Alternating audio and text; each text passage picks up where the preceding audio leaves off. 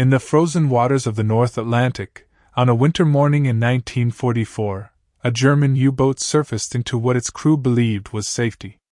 The submarine had endured depth charges, mechanical failures, and weeks of relentless pursuit. Now, damaged beyond repair and out of options, the captain made the decision that submarine commanders dreaded most: surrender.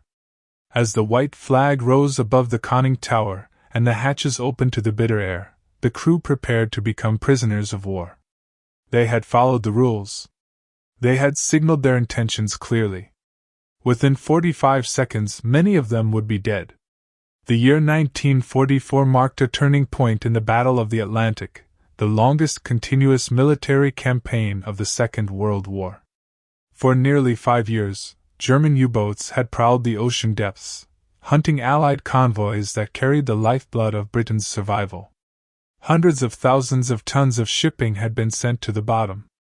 Thousands of sailors had perished in the cold embrace of the Atlantic.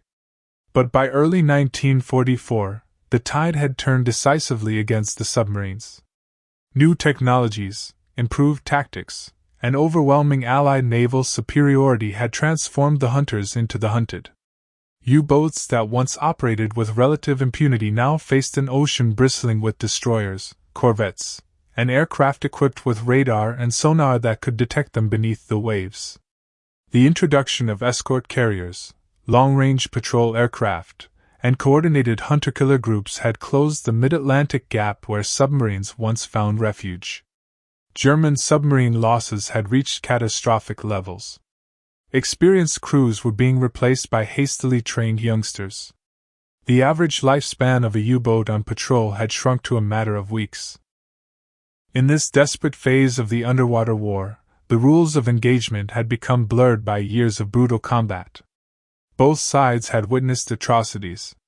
U-boats had machine gun survivors in lifeboats.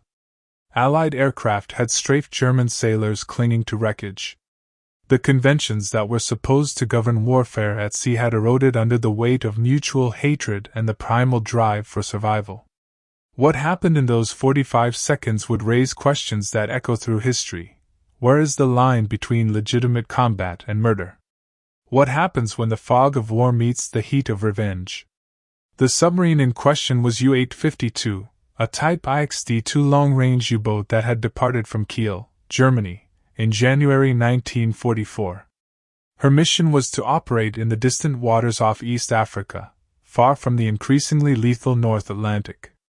Under the command of Kapitänleutnant Heinz-Wilhelm Eck, a 35-year-old career naval officer, the U-boat had successfully navigated through the Allied blockade and made the long journey southward.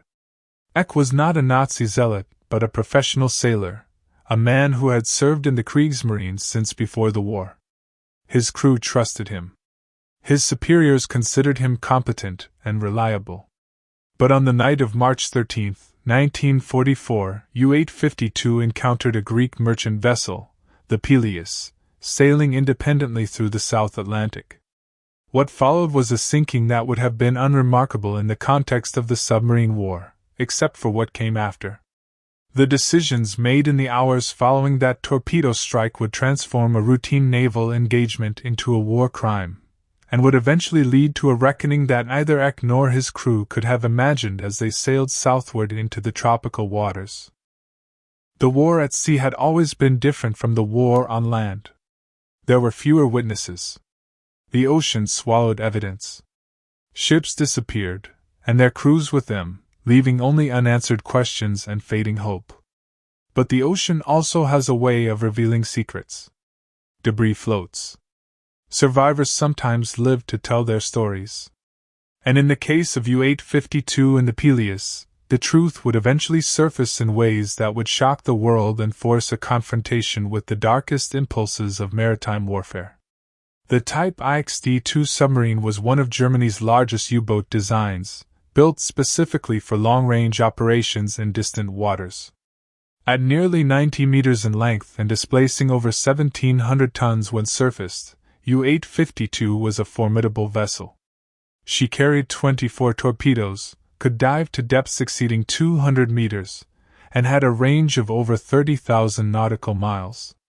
These submarines were designed to operate independently for months, far from resupply, hunting Allied shipping in areas where enemy anti-submarine forces were spread thin. Heinz-Wilhelm Eck had taken command of U-852 with a clear mission: reach the Indian Ocean, disrupt Allied supply lines to India and the Middle East, and avoid the heavily defended convoy routes of the North Atlantic. It was the kind of assignment that offered both opportunity and isolation. Success could mean significant tonnage sunk and decorations earned. Failure could mean death in waters so remote that no one might ever know what happened. The crew of U-852 numbered 63 men, a mix of veterans and newcomers typical of German submarines in the latter half of the war. The experienced petty officers and engineering specialists formed the backbone of the boat's operation, while younger sailors, some barely out of their teens, filled out the watch stations and torpedo rooms. They lived in conditions that landsmen could scarcely imagine: cramped quarters that reeked of diesel fuel, unwashed bodies, and the accumulated odors of weeks at sea. Every surface stripped with condensation. Privacy did not exist. Sleep came in snatches between watch duties, interrupted by the sudden calls to action stations that could come at any moment. Life aboard a U-boat demanded both technical proficiency and psychological resilience. The men operated complex machinery in confined spaces, maintaining engines, electrical systems, torpedoes, and the boat's diving apparatus. They stood watches in the control room, monitoring depth gauges, trim, and the vital balance of air and ballast that kept the submarine controllable. They listened on hydrophones for the telltale sounds of approaching ships or the dreaded pinging of enemy sonar. Every moment submerged carried the awareness that the ocean pressed against the hull with crushing force, and that a single serious mistake or equipment failure could send them all to the bottom. By March 1944, U-852 had been at sea for over 2 months. The submarine had transited through the Bay of Biscay, running the gauntlet of Allied air patrols, and had made her way south along the African coast. The crew had settled into the rhythm of patrol life, periods of tedious routine punctuated by moments of intense activity. They had encountered few targets and had yet to achieve any significant success. The pressure to produce results weighed on Eck, as it did on all U-boat commanders in this phase of the war. On the night of March 13, lookouts spotted the Peleus steaming independently approximately 1,200 miles off the coast of West Africa. The Greek merchant ship, displacing nearly 5,000 tons, was sailing from Freetown to Buenos Aires carrying a cargo that included timber and general supplies. She was unarmed and sailing without escort, a rare opportunity for a submarine that had spent weeks searching for prey. Eck made the decision to attack. The torpedo attack itself was conducted according to standard procedure. U-852 approached on the surface under cover of darkness, positioned herself for an optimal firing solution, and launched a single torpedo. The weapon ran true, striking the Peleus amidships. The explosion tore open her hull, and the ship began to settle rapidly. Her crew of 35 men abandoned ship in lifeboats and on rafts, following the emergency procedures they had trained for. Within minutes, the Peleus slipped beneath the waves, leaving her crew floating in the darkness of the South Atlantic. What happened next would distinguish this sinking from thousands of others. As U-852 surfaced near the wreckage and survivors, Eck faced a decision that submarine commanders had confronted throughout the war. The survivors had seen his submarine. If rescued, they could report its position, course, and other details that might aid Allied anti-submarine forces. In these remote waters, such intelligence could be particularly dangerous. A single radio transmission from a rescue ship could bring aircraft or surface vessels that might hunt U-852 for days. Eck later claimed that he believed the wooden debris from the Peleus, particularly the timber cargo, would remain afloat and create a visible marker of his position that could be seen by Allied aircraft for days. He concluded that both the survivors and the wreckage represented an unacceptable security risk.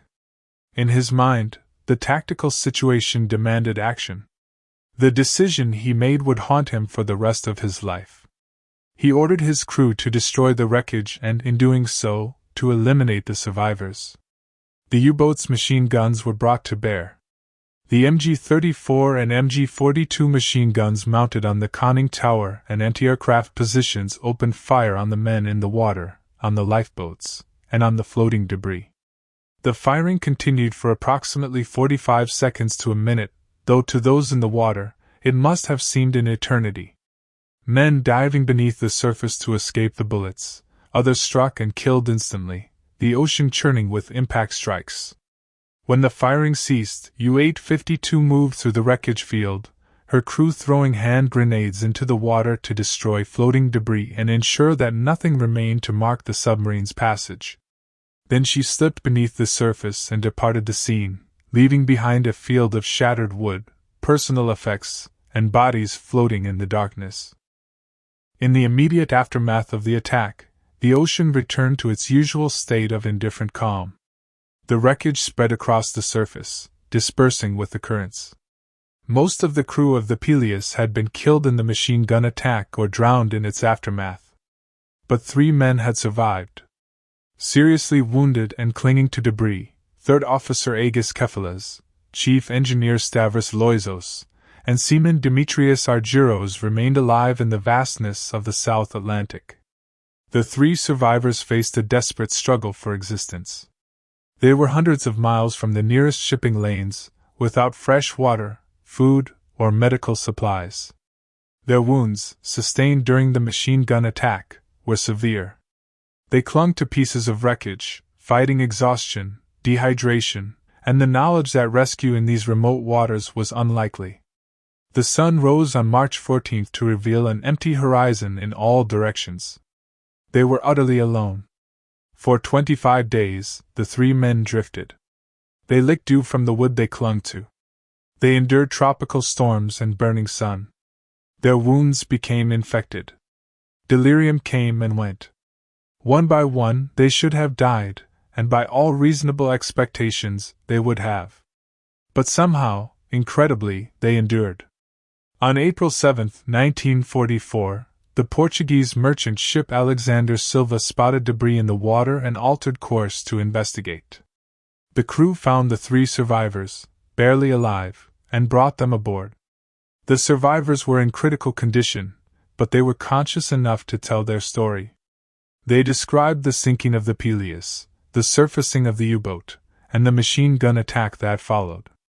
They provided details about the submarine's appearance and the systematic nature of the assault. The Portuguese ship rushed them to port, where they received medical treatment, and where their testimony reached British authorities.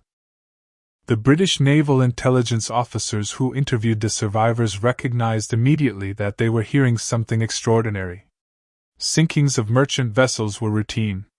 The loss of the Peleus itself was unremarkable in the context of the submarine war. But the deliberate machine gunning of survivors was another matter entirely. If the survivors' account was accurate, a war crime had been committed, and the perpetrators were identifiable. The U-boat that had attacked them was still at sea, still operational, and potentially still hunting Allied shipping. British authorities began investigating immediately. The survivors' descriptions of the U-boat, combined with intelligence about German submarine deployments, allowed analysts to narrow the possibilities. The location of the attack, the date, and the known positions of German submarines all pointed toward U-852. Alerts were issued to Allied naval forces in the region. The hunt for the submarine began, though in the vastness of the Indian Ocean, finding a single submarine was like searching for a shadow in the dark. Meanwhile, U-852 continued her patrol, her crew unaware that any survivors from the Peleus had been rescued. Eck and his men operated under the assumption that their secret was safe, buried at the bottom of the Atlantic with the wreckage of the Greek freighter. They proceeded toward their operational area off the East African coast, where they successfully attacked and sank another merchant vessel in early April using conventional tactics, without harming survivors. But U-852's luck was running out. The submarine had been at sea for months, and the strain was beginning to show. Mechanical problems plagued her systems. The tropical heat created additional challenges for equipment designed for colder waters.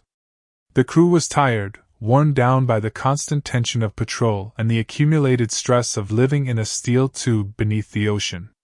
They needed rest, maintenance, and resupply, none of which were available in their current operational area. On May 2, 1944, while operating on the surface off the coast of Somalia, U-852 was spotted by a British Wellington bomber on patrol. The aircraft attacked before the submarine could dive, dropping depth charges that damaged the boat severely. Eck attempted to escape, but the submarine was too badly damaged to submerge effectively.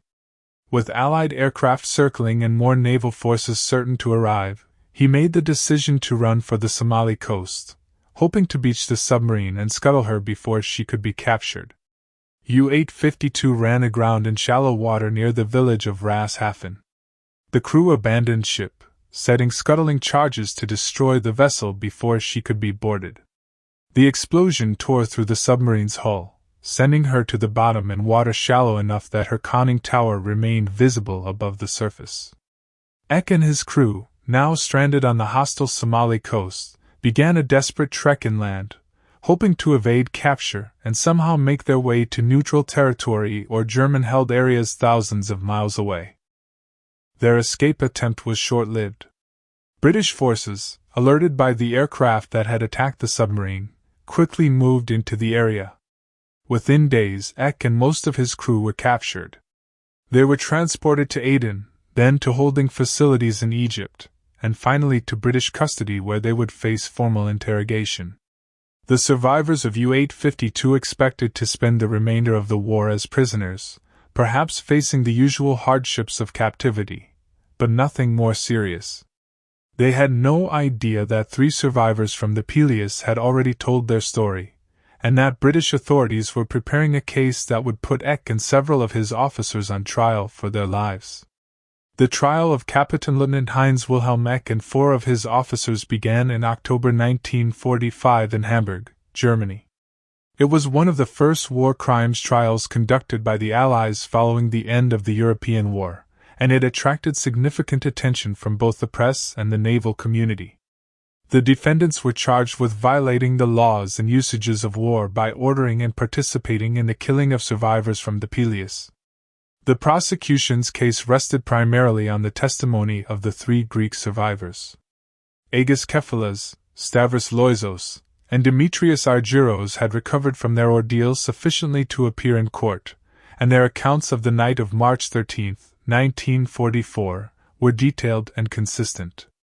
They described the sinking of their ship, the abandonment in lifeboats, and then the sudden appearance of the U-boat's machine guns opening fire. They testified to seeing their shipmates killed in the water, to diving beneath the surface to escape the bullets, and to the deliberate nature of the attack that lasted approximately 45 seconds but felt endless. The defense faced an enormous challenge. Eck did not deny that the attack had occurred. Instead, his attorneys argued that his actions, while regrettable, had been justified by military necessity. They presented Eck's reasoning, that the floating wreckage represented a marker that could lead Allied forces to his submarine, that the remote location made immediate rescue of survivors unlikely in any case, and that in the context of total war at sea, his decision had been a legitimate tactical choice made under pressure. Eck himself took the stand and defended his actions with a military officer's sense of duty. He argued that he had been placed in an impossible position, operating far from support in waters where discovery could mean the destruction of his submarine and the death of his entire crew. He claimed that he had acted to protect his men and to preserve his boat's ability to continue its mission. He maintained that while he regretted the loss of life, he had made the only decision available to him under the circumstances. The prosecution countered with a fundamental principle of maritime law that had survived even the brutality of modern warfare, that combatants were required to distinguish between those who posed a threat and those who did not. The survivors of the Peleus, floating helplessly in the water, posed no military threat to U-852. They were not armed.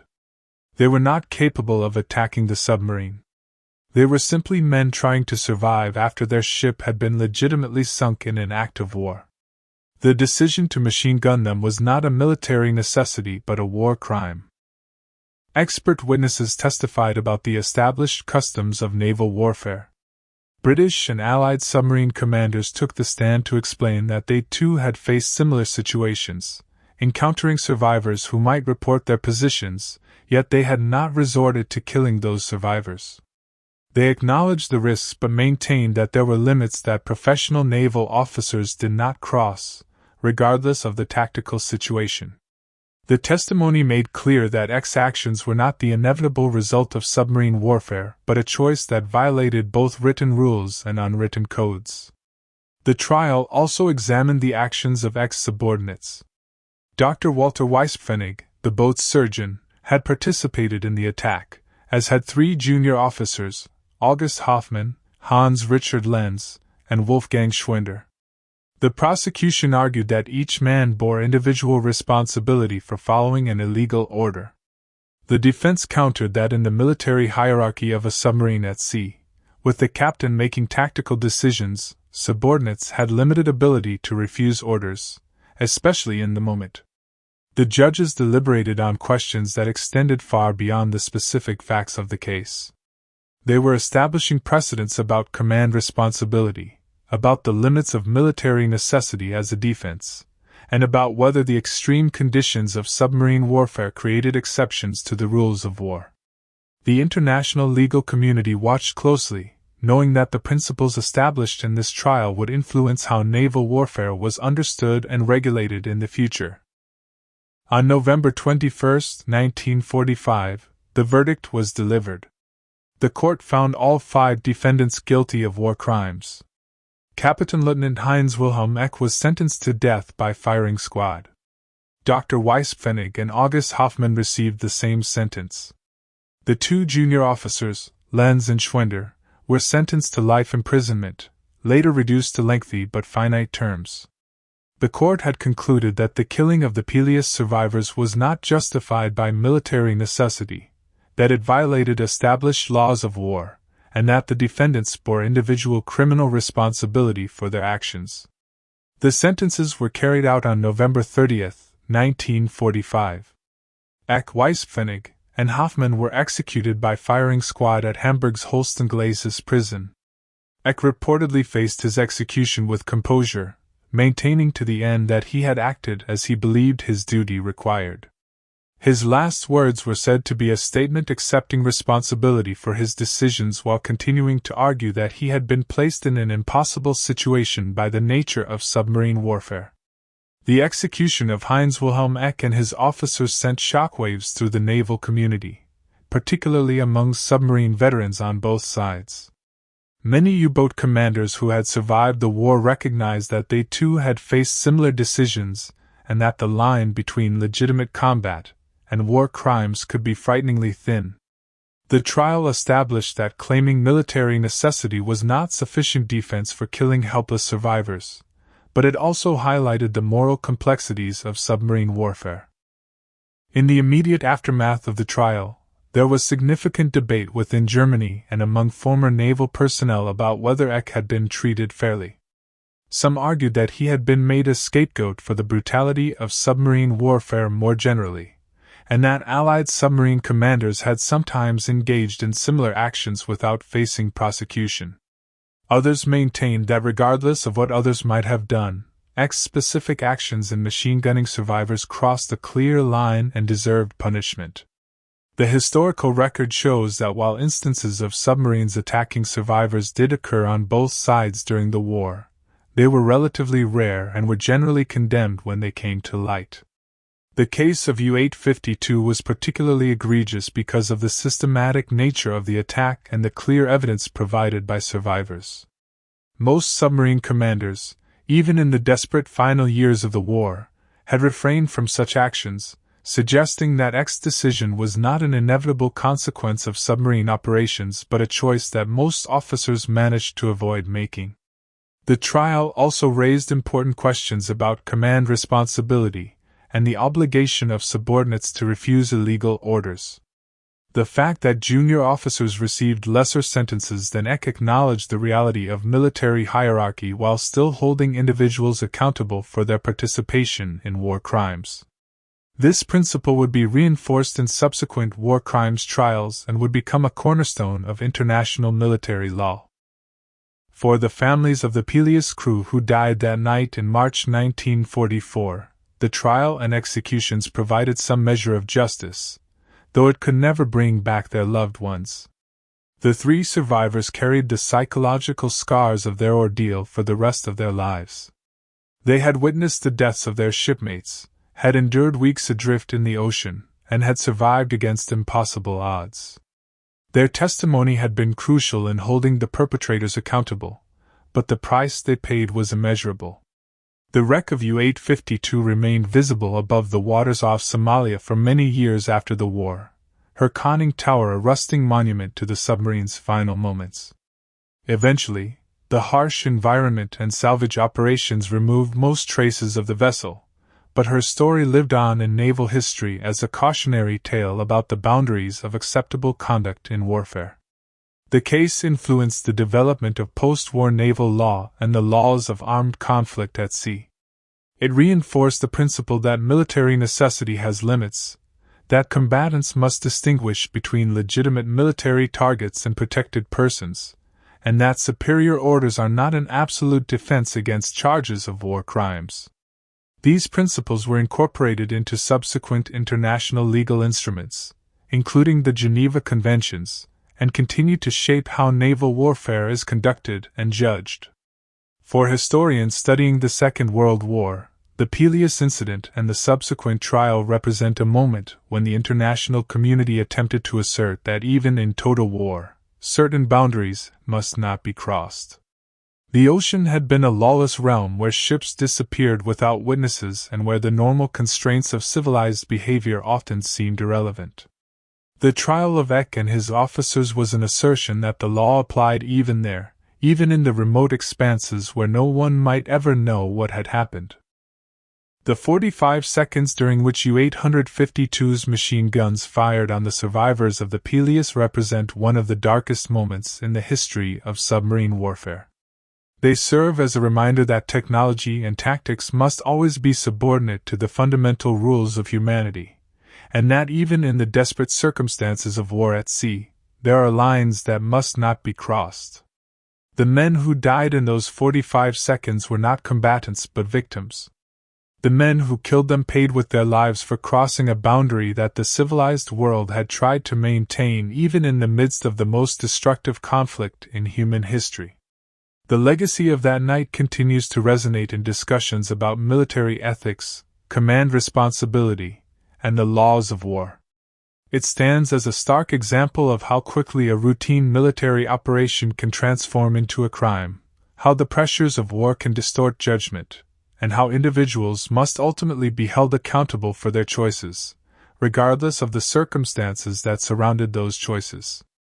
In the end, the story of U-852 and the Peleus is not just about submarines and tactics and the Battle of the Atlantic. It is about the fundamental question of what we owe to one another, even in the midst of war, even in the darkest moments when no one is watching except the ocean itself.